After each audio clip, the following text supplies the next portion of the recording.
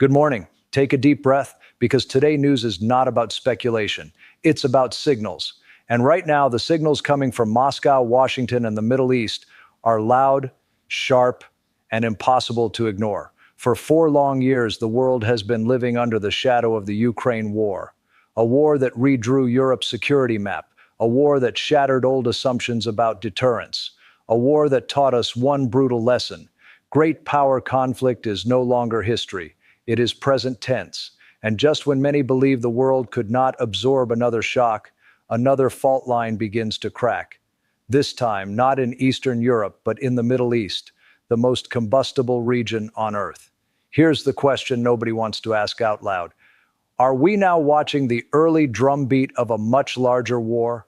One that doesn't stay regional, one that drags in superpowers, one that ordinary people will pay for, not with opinions, but with prices, instability, and fear. Because while the world was watching Washington, while attention was fixed on Iran, while debates raged about diplomacy versus force, Vladimir Putin made a move so deliberate, so calculated, that it instantly changed the game board.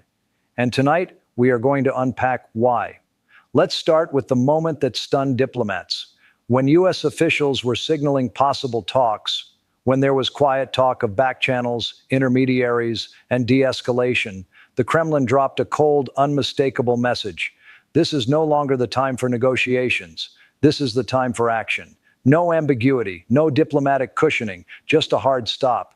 Within hours, reports began circulating, then solidifying.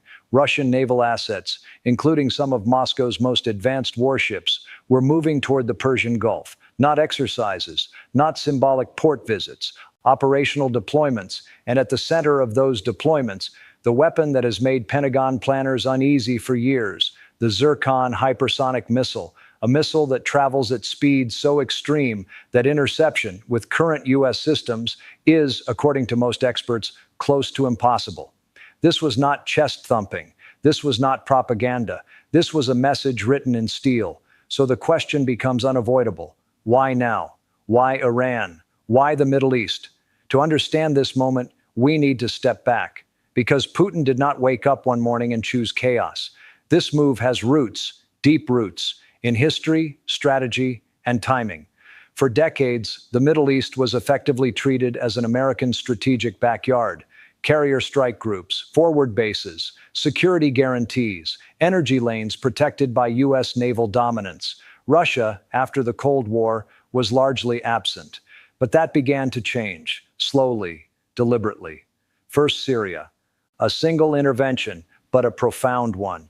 Russia didn't just save an ally in Damascus. It proved something far more important, that Moscow could project power outside its immediate neighborhood and sustain it. That intervention shattered the myth of uncontested U.S. control in the region. Then came sanctions, then isolation, then Ukraine. And here's the paradox many miss. The Ukraine war weakened Russia economically, but it hardened Russia strategically. It pushed Moscow into deeper alignment with countries that share one thing in common. They all want to break the unipolar world. Iran is one of them. Iran and Russia, on paper, are very different states, different ideologies, different histories.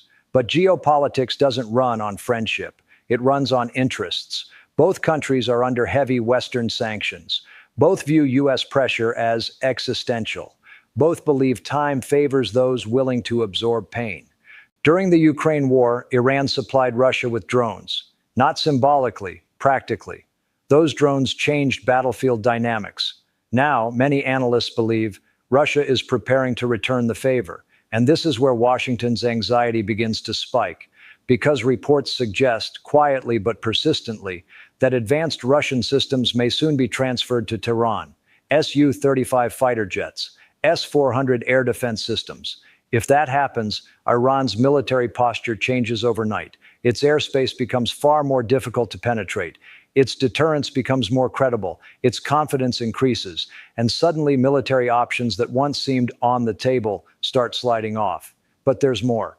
This is not only about Iran's defense. It's about geography. Look at the map. The Persian Gulf, the Strait of Hormuz, the Red Sea, the Mediterranean. These are not just bodies of water. They are arteries, energy arteries, trade arteries. If even one of them is disrupted, global markets don't tremble. They convulse. Russia understands this better than most.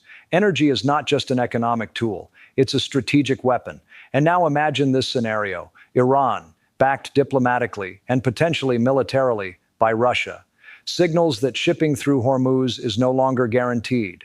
No shots fired, no formal blockade, just uncertainty. Insurance premiums spike, oil futures jump, shipping reroutes, and suddenly prices at gas stations in Ohio, California, Texas start creeping up. This is how modern warfare works, not with bombs first, but with pressure. Now let's talk about Washington, because timing matters. The US political calendar matters. Any administration, especially one facing elections, has limited appetite for a direct confrontation with another nuclear-armed power. Putin knows this. He knows Washington is stretched.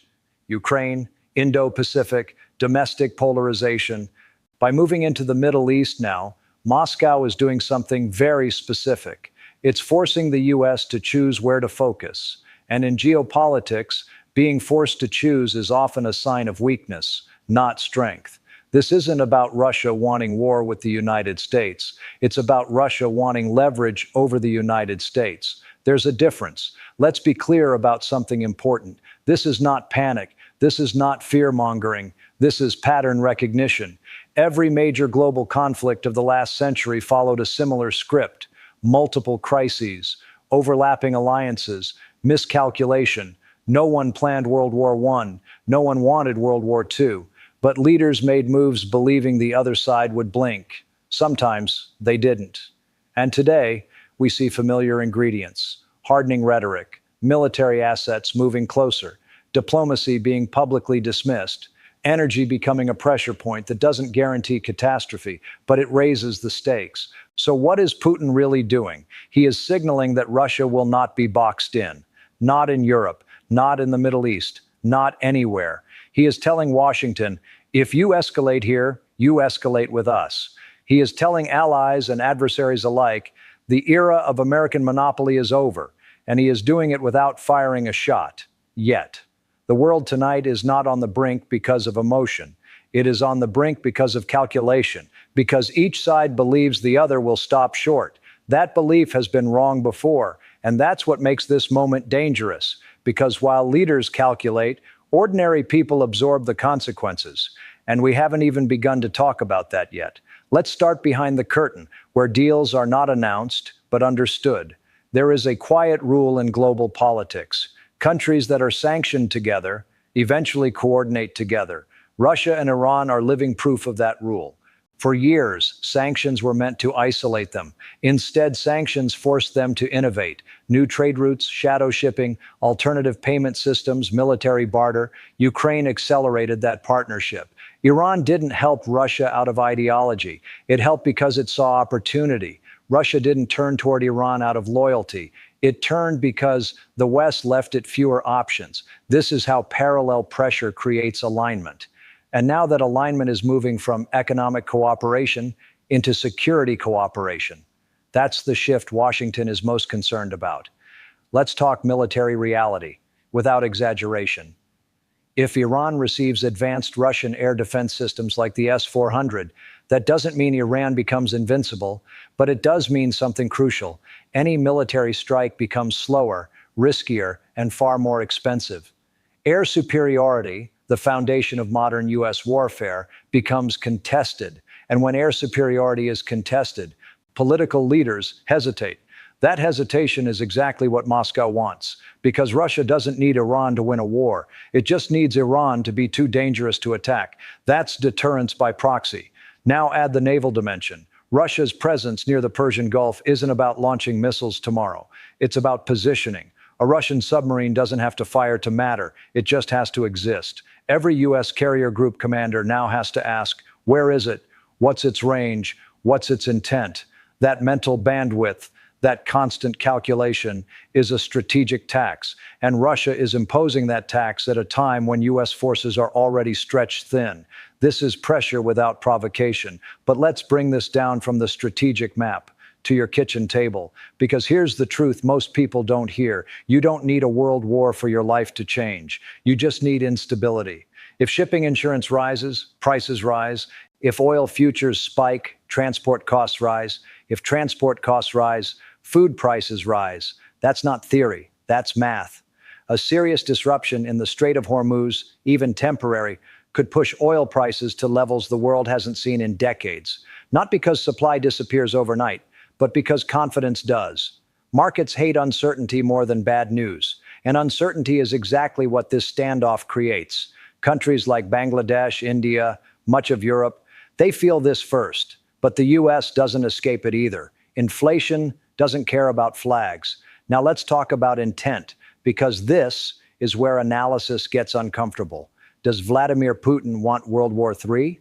No. World wars are not started by desire. They're started by miscalculation. Putin's objective is simpler and colder. He wants to shift the global balance. He wants Washington to realize that every pressure point it applies can be answered somewhere else. Ukraine is one theater. The Middle East is another. Link them together, and suddenly U.S. strategy becomes reactive instead of proactive. That's the play. So where does this go?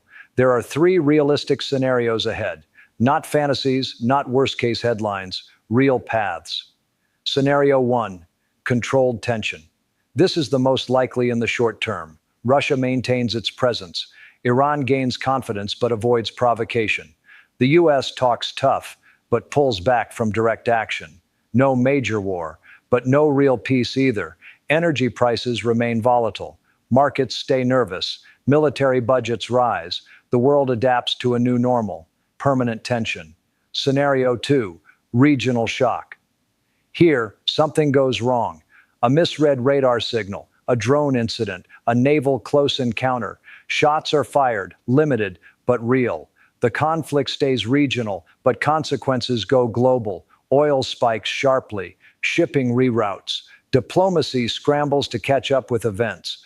This scenario doesn't last forever, but it leaves scars, economic ones, psychological ones. Scenario 3, strategic escalation.